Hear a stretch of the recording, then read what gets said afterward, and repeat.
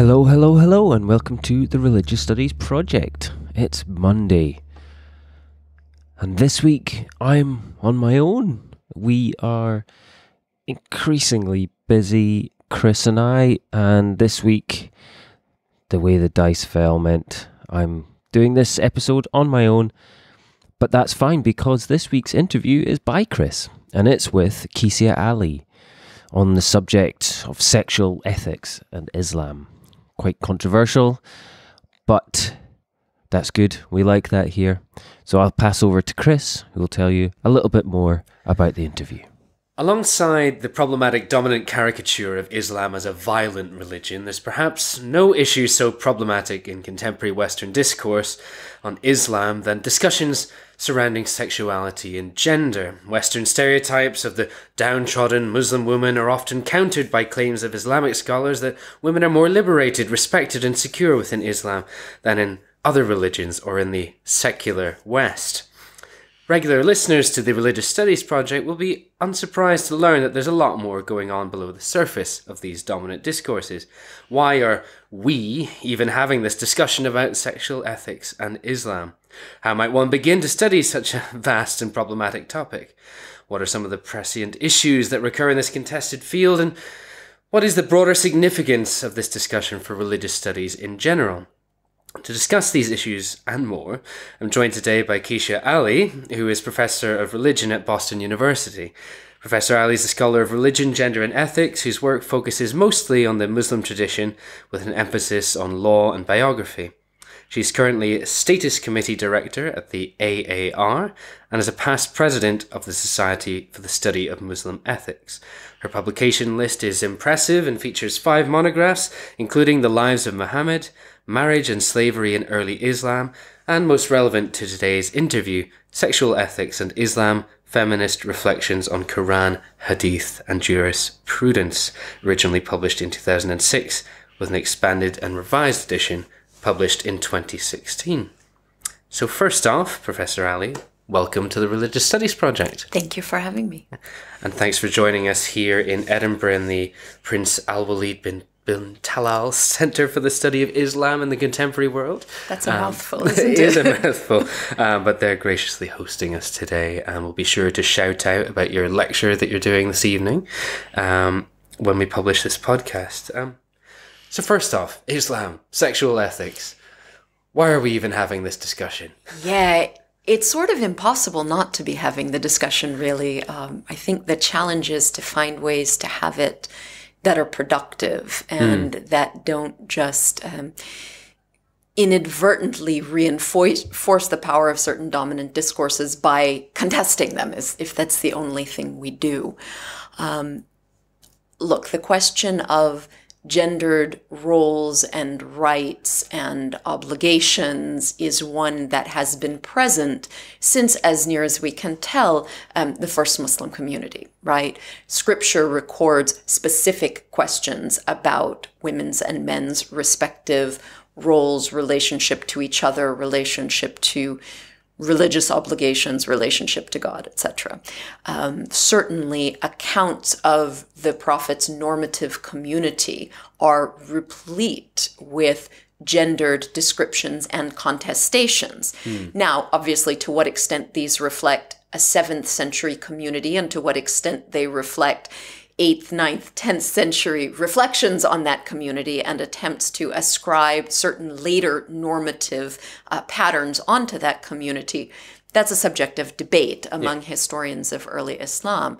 But for Muslims, pious Muslims, lay folk, scholars, these are the stories out of which accounts of virtuous ethical life are made. And so Muslims certainly have been having internal conversations and debates about gender norms since quite early on.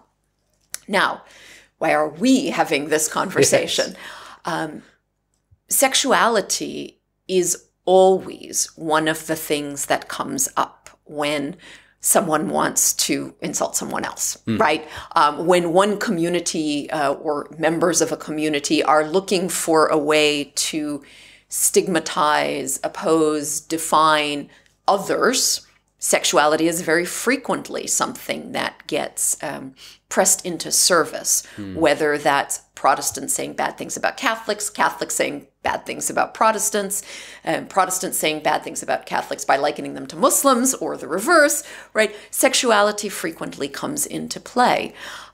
What we know, if we want to just in very broad terms, generally talk about the West and Islam, and I object on principle to those categories, but I'm going to use them anyway as a kind of shorthand.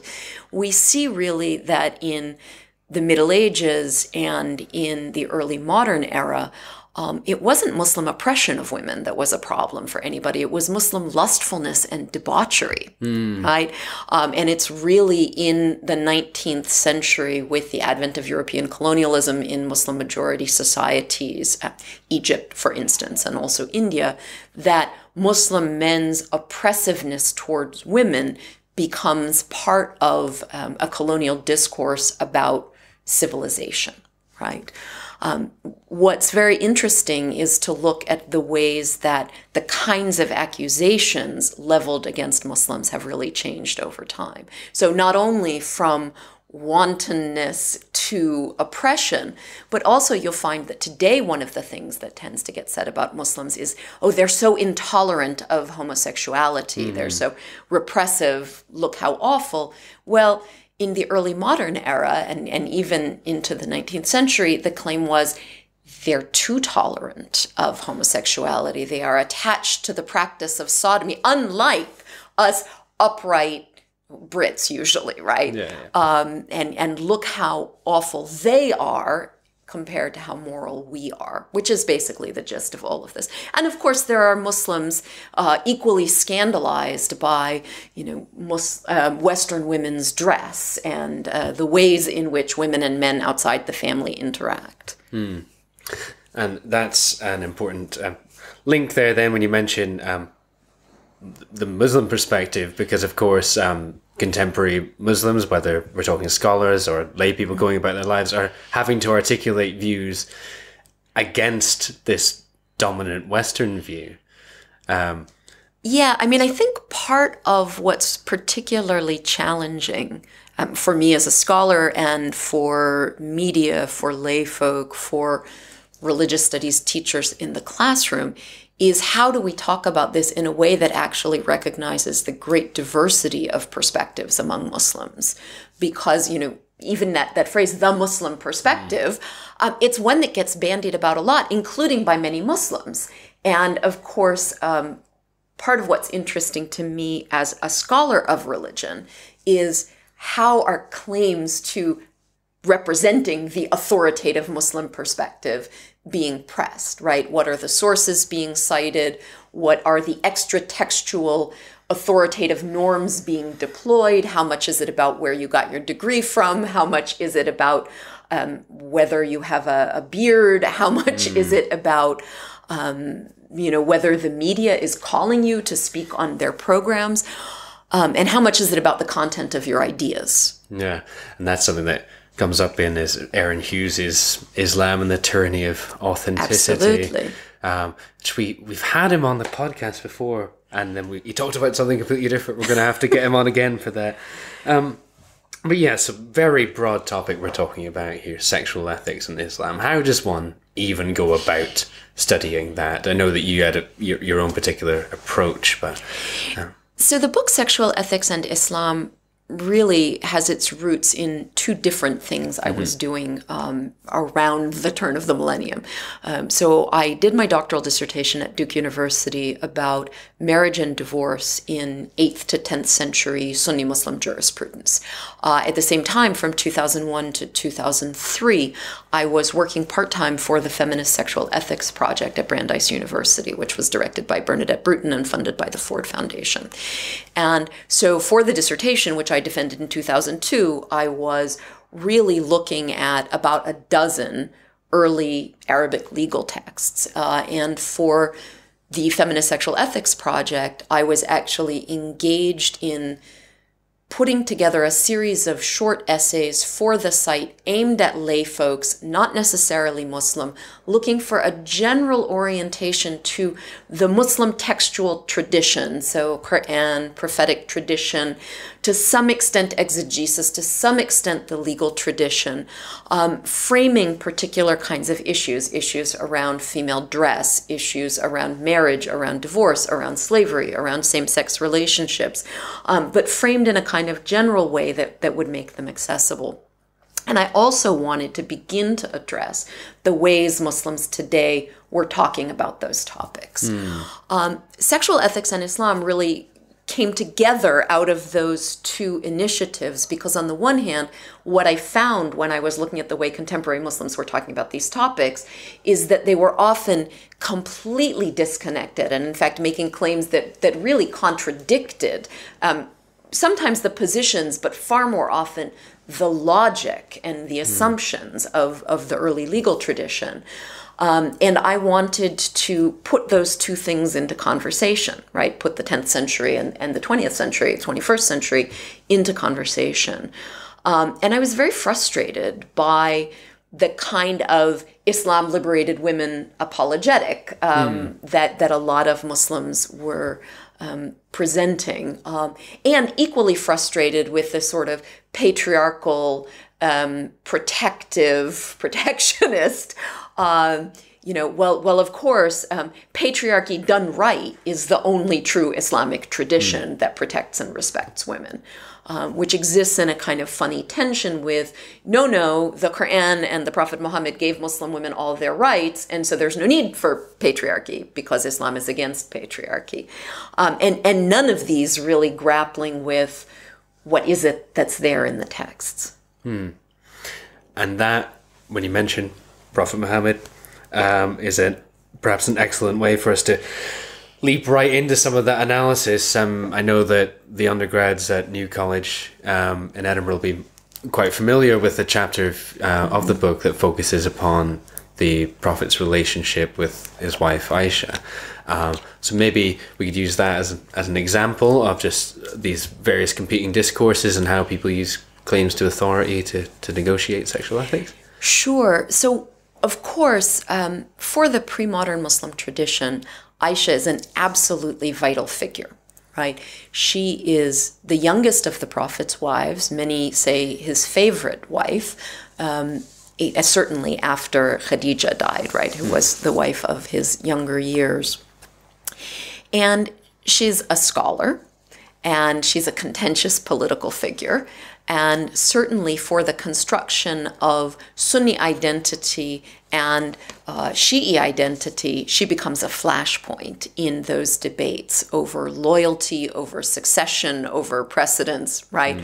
And Chase Robinson, I'm going to paraphrase him now, says, that early Christians argued about Christology and early Muslims argued over how 7th century Muslims' behavior should be remembered, right? Yeah. So later Muslims are trying to construct their own authentic narratives, their own strategies of power by reference to these early Muslims. And so Aisha was absolutely central there, which means that the ways in which she's remembered end up being very central.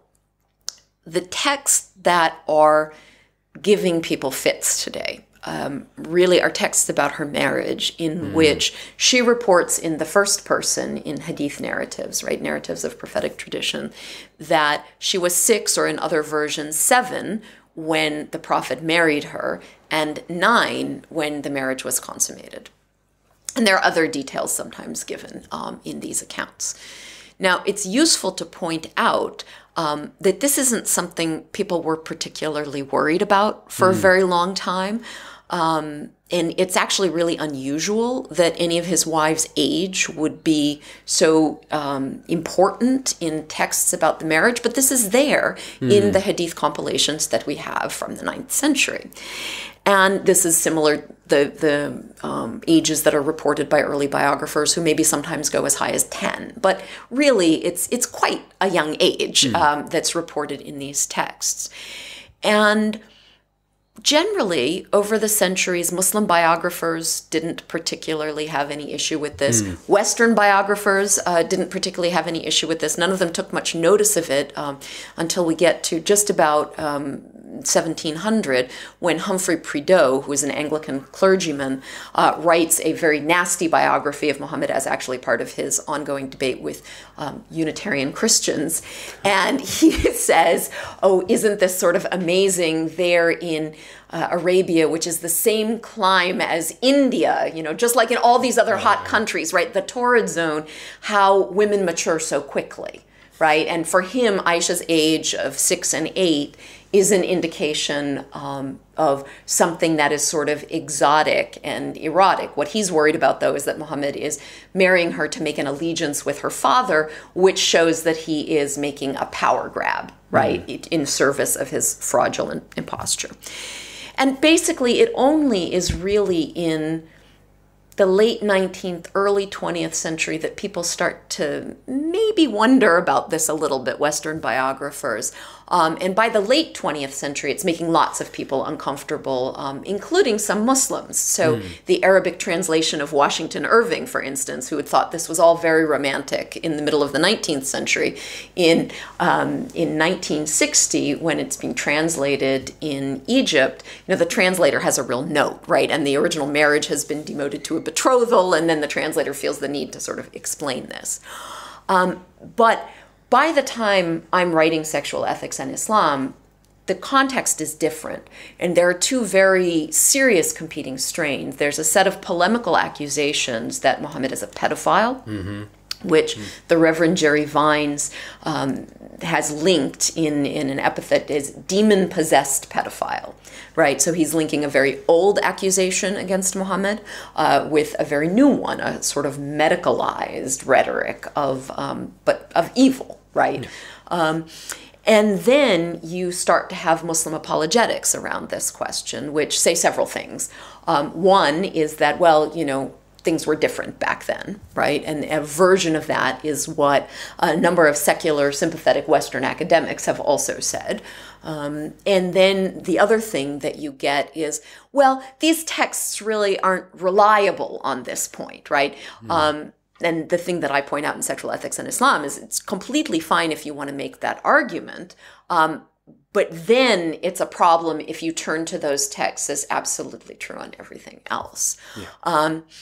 The thing that was really striking for me after writing Sexual Ethics and Islam and moving on to the project that became The Lives of Muhammad, which is an investigation of biographical texts specifically, is the ways in which so often in early text, numbers have a particular kind of symbolic function and resonance. And while I don't know that 6 and 7 or 9 or 10 have the kind of symbolic resonance that, say, 40 does in the accounts of Khadija's age, it seems to me that there is plausibly, I don't want to say probably, and I don't think we can ever know with any kind of certainty if these are factually accurate, unless we're willing to simply say these texts are all factually accurate and we accept that. It seems to me plausibly there's an argument to be made that the very low numbers given for her age are in service of praising her, actually, of presenting her as a particularly pure figure, which is very important given that her chastity was impugned during her lifetime, right? Or at least according to texts, right? That represent this as something that was challenged. And so making her so young at marriage, emphasizing her virginity, becomes a way of emphasizing her sexual purity. The other thing, it seems to me, is that it's possible that making her, say, 9 when the marriage is consummated after the Hijrah to Medina is also a way of making her age low enough that she's indisputably born to Muslim parents, right? So although, virtually everybody in that first Muslim community would be a convert, according to pious narratives, by the time these hadith texts are being compiled, having your parents already be Muslim, being born to Muslim parents is quite a status marker, right? It becomes important to have a genealogy of Muslim parentage going further back. So, we're already time is running on here. In terms of positioning so you're a woman, a Western academic, a feminist, and a Muslim, writing this book, discussing these topics. I mean, how is it received? My stereotypical brain is going, this isn't going to be that well received in some circles. So how do you position yourself in that respect? One of the more flattering things somebody once told me about the book was that her graduate advisor, who was also a Muslim man, had suggested that she not read it because it would be dangerous. And I thought, oh, I must have done something right. But on the other hand, I think that my original intention for the book was not really to have it end up where it's ended up, which was in the classroom, mostly with students, many of whom are not Muslim. This was written originally very much as a book that was engaged in a kind of intra-Muslim conversation to address some frustrations I had with the way intra-Muslim conversations over issues of sexual ethics were going, I thought, in not particularly productive ways. However, I'm not writing it only as a Muslim feminist. I'm writing it as a scholar of religious studies. And I know there are some people who don't think you can or should do both of those things. But I have religious studies training. And one of the things that training enables me to do is to look at the ways in which particular traditions are being constructed, in which particular claims to authority are being made in particular ways. Yeah. And so, for instance, the chapter on female genital cutting in the book is really an extended meditation on what does the category Islamic and what do claims to the category Islamic, or more pertinently, un-Islamic, tell us? How useful are they? And where might things that are useful in particular kinds of activist campaigns really break down if we're trying to look at them historically or from within religious studies or from within the world of scholarship at all. Yeah, and I can remember the students being, a little bit frustrated in the sense that so many different points of view were being considered, and all these, and not being necessarily condemned, and there was which is the right way. I mean, look, answers are great. I have a lot fewer answers than I have questions. And if anything, in the expanded edition of the book, there are even more questions and even fewer answers. But look, I don't think we're going to get better answers until we get better at asking the right questions. Exactly. And the right questions are very often, and not just for Muslims and not just about Muslim questions, what's behind what we're being told? What's the evidence for this perspective? Where is this coming from? And how much credit do we want to give it as an accurate representation of something in the world? And that leads me into sort of where I was wanting to get to with the interview. You've been a fantastic interviewee. Religious studies, I can imagine that some will have maybe seen the title of this interview and thought, oh, that's area studies, Islamic studies, I don't need to go there. And, everything that you've been saying, I think, has been illustrating why this is important for the broader study of religion. But I just maybe wondered if you wanted to reflect on that, from your perspective on the sort of in multiple different camps. Yeah, I mean, within the academic world of scholars who study Islam and Muslims, some come from area studies training, Middle East studies, Near Eastern studies, Islamic studies. Some are really trained to do philological work with old texts. And there's a lot of good work that's being done with those texts. And some are not trained to work with those texts and instead are very historical, very presentist, very ethnographic, in ways that I think sometimes make it difficult to understand the resonance of the appeal to the textual tradition that many Muslims take.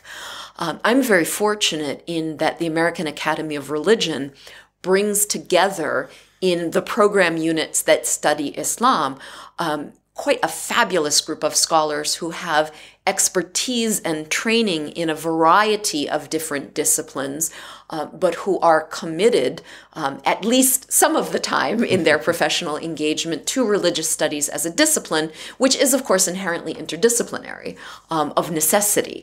And I think, given that so many questions about Islam are really pivotal to questions that religious studies as a discipline is wrestling with, right, about the rights and roles and responsibilities of insiders and outsiders, Yep. with the formation of the category of religion. Look, it's not an accident that Orientalist, imperialist categories are very much at play here.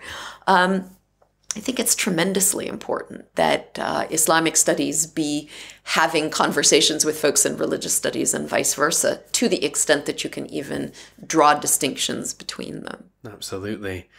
And so, on the topic of conversations between different fields, your work's taken a different turn of late. A detour. Your latest book, Human in Death, Morality and Mortality in J.D. Robb's novels. What's this got to do with Islam?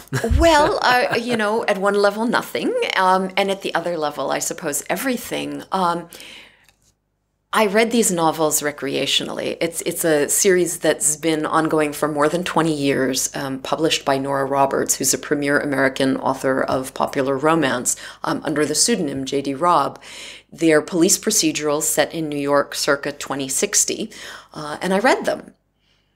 And I had things to say about them, and about the way that they deal with intimate relationships, about the way they deal with friendship, about the way they deal with work, especially women's work, about the way they deal with violence, including police violence, about the way they deal with what it means to be a human being, about abilities and perfection and the idea of a post-human future.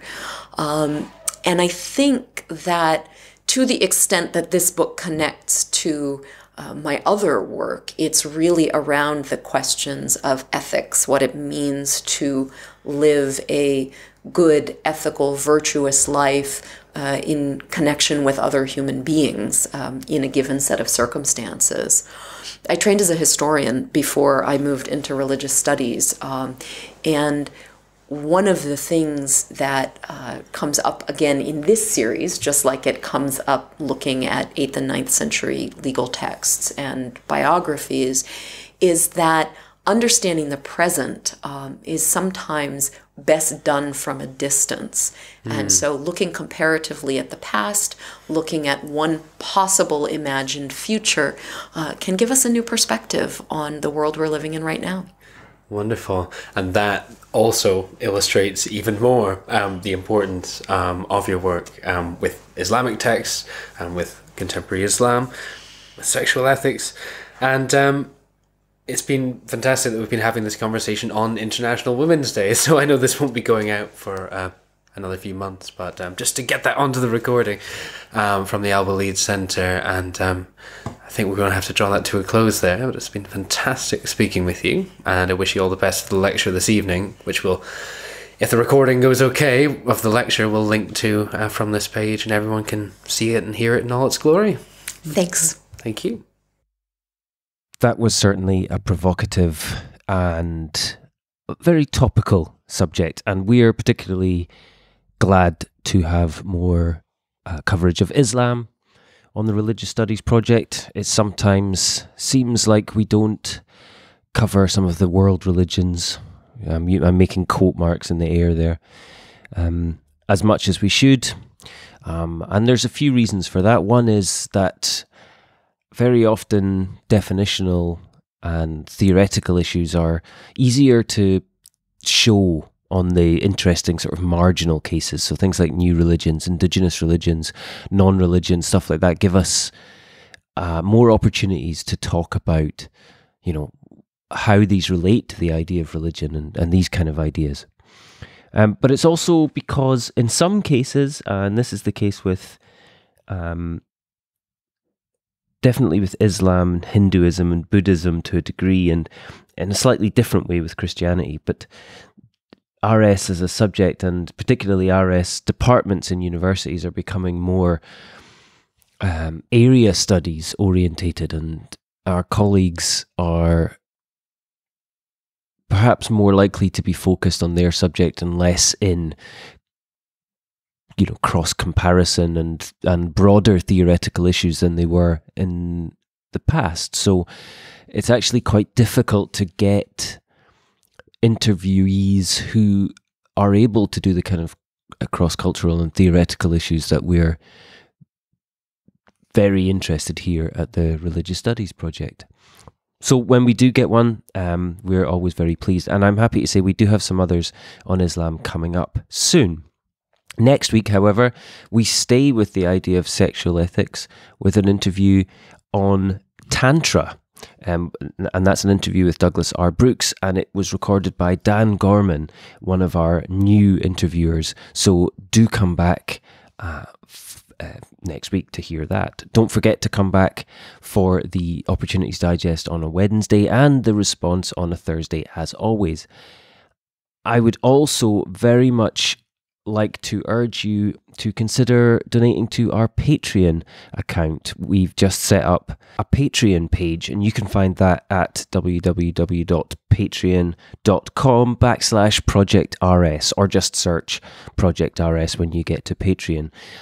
We're using this to raise money, particularly to have the episodes transcribed for you as we're going along. This should make it much easier for you to use these in your research and especially in your teaching, as well as making them more easily searchable on the web.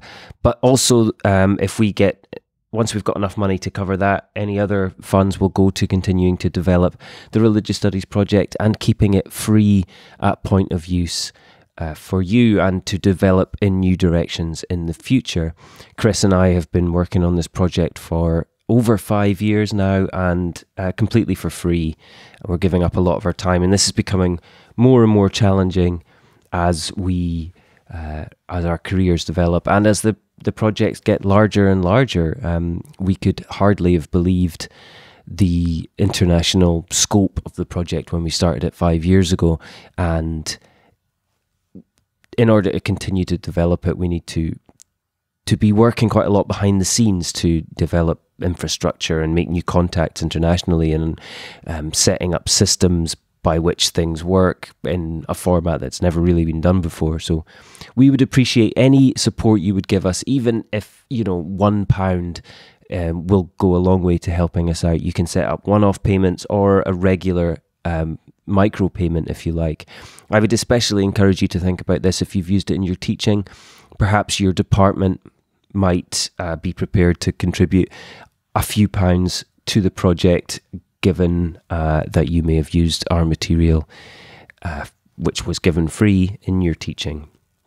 And that would help us keep that material free for students all around the world, and members of the public, and people who might be thinking about becoming students and might get interested in the subject through the Religious Studies Project, and then sign up for a course at your department. So we'd be very grateful if you would consider contributing. That's patreon.com/ProjectRS. Other than that, I'd like to say thanks for listening.